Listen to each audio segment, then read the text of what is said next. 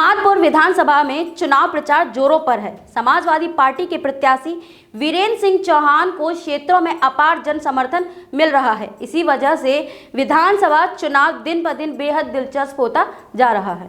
तक समाजवादी पार्टी के प्रत्याशी के रूप में मुझे अधिकृत प्रत्याशी बनाया है,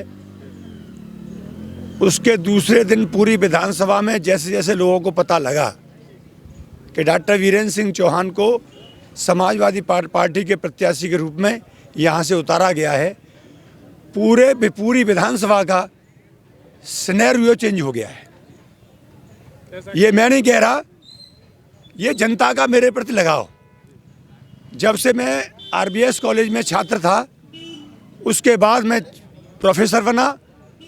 प्रोफेसर बनने के बाद जो इस विधानसभा का जो छात्र गया, नौजवान गया, मैंने भरपूर उसकी मदद करने का काम किया।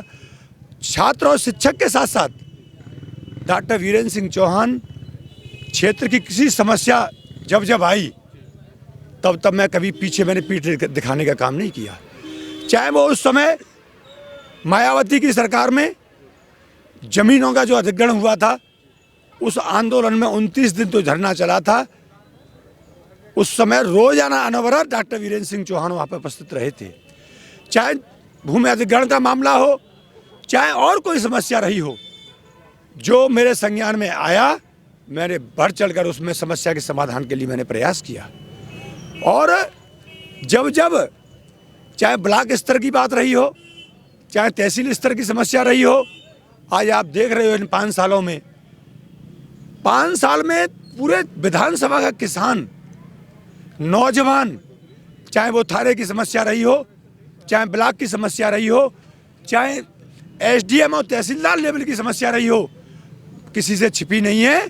भ्रष्टाचार इस कदर बढ़ा है कि आम आदमी की कमर टूट चुकी है।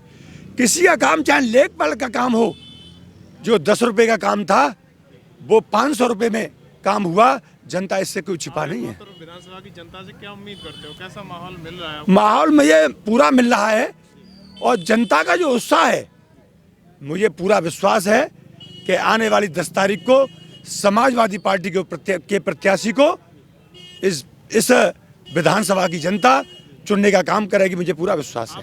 और इस समय मुझे जनता का जो स्नेह दिखाई दे रहा है, मेरी फाइटों में जो कोई दिखाई नहीं देता। यहाँ पे सब अपने अपने अस्तित्व की लड़ाई लड़ रहे हैं।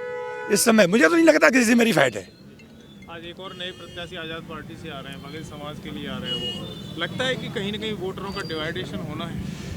ये जो वर्तमान परिदृश्य जो इस विधानसभा का बनने जा रहा है, आपने कहा कि आजाद पार्टी के प्रत्याशी हैं, उनके बारे में मुझे कुछ नहीं कहना चाहिए। उन्होंने अपना जना देखा होगा, सोच समझ के हर आदमी लड़ता है चुनाव में।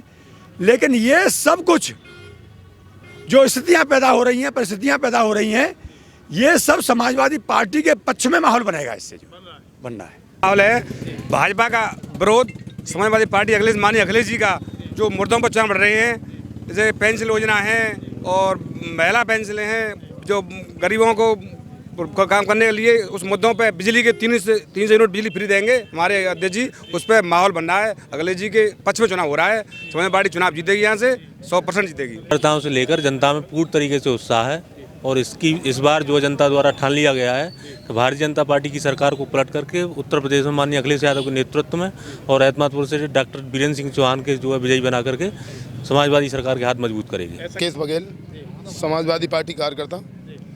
आज चुनाव का दौर है।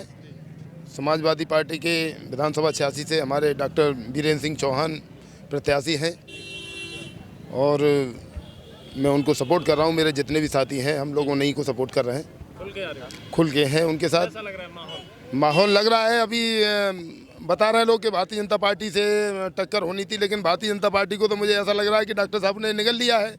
हाँ, अब टक्कर तो सीधी बीएसपी से संभावना दिखाई दे रही है।